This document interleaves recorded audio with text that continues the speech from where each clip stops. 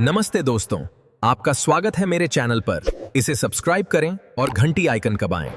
If you set out on foot to cross this structure, you would be walking continuously for 18 months. It spans roughly 21,160 kilometers across northern China, weaving through freezing deserts and high mountain ridges. It doesn't stop at the coastline either. Here at the Old Dragon's Head, the heavy stone fortification physically plunges right into the waters of the Yellow Sea. This map highlights the ancient geographic divide, making such an extreme barrier necessary. Down south, highly fertile loess soil allowed early Chinese societies to build massive irrigation systems and thrive. Up north, you have the arid, grassy steppes of Mongolia. This harsh northern weather couldn't support large-scale agriculture. The nomadic groups living on the steppes survived by herding animals, and when they needed grain, tools, or supplies, they turned to raiding the wealthy agricultural settlements to the south. It took roughly 2,000 years to design, build, and expand this massive barrier to keep those raiders out. Yet the most expensive military structure in human history ultimately failed its primary mission. The earliest versions of these defenses, built under Emperor Qin Shi Huang and the Han Dynasty, look nothing like the stone dragons we recognize today. They were disconnected, isolated barriers made entirely out of rammed earth and mud. Scaling up those simple dirt walls required an agonizing logistical effort.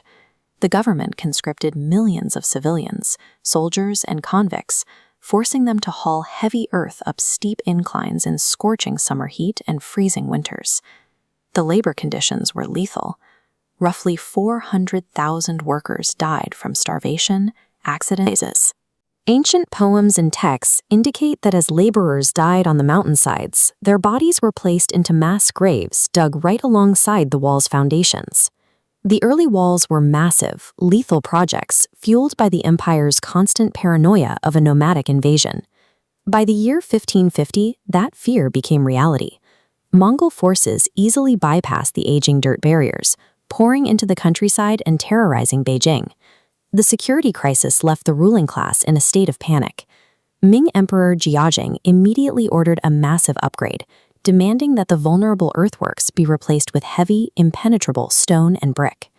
To achieve this scale, artisans engineered specialized kilns, baking clay bricks 4 times modern sizes.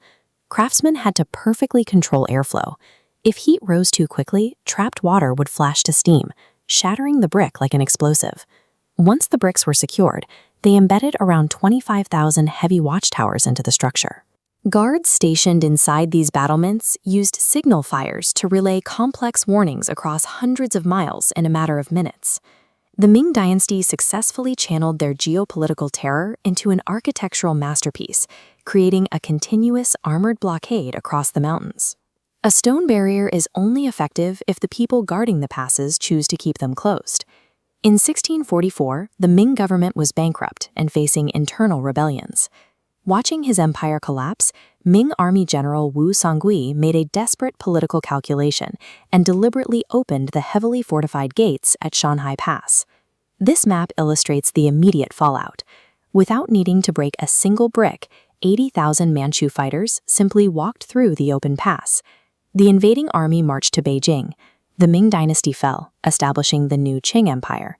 The new Qing rulers quickly expanded their territory northward, absorbing Mongolia directly into their empire. The international border shifted overnight, leaving the Great Wall sitting completely inside domestic territory.